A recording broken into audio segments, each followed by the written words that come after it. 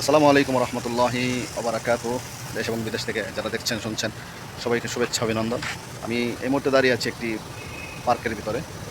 খুবই চমৎকার বিভিন্ন জাতের গাছগাছালি, তো সবুজ প্রকৃতি দেখতে ভালোই লাগে।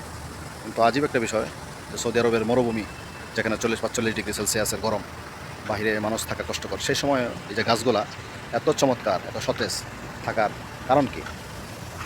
কারণ হচ্ছে এখানে নিয়মিত গাছগুলার পরিচর্যা করা হয়। দিনে আর 2 বার, সকালে বিকালে এখানে পানি দিয়ে গাছগুলোকে সতেজ রাখা হয়।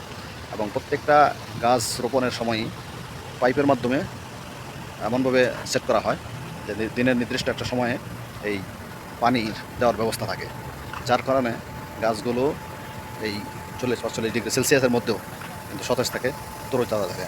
আমি যদি আপনাদের পিছনে দিয়ে দেখাই, দেখতে পাচ্ছেন মনে হয় এই যে পানিগুলো। হ্যাঁ, এবার প্রত্যেকটা গাছের পিছনেই পানির ব্যবস্থা আছে।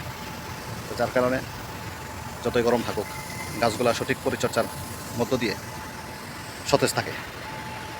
এই জন্য উন্নত দেশ, উন্নত ব্যবস্থা, সব কিছুই চমৎকার, মাশাআল্লাহ।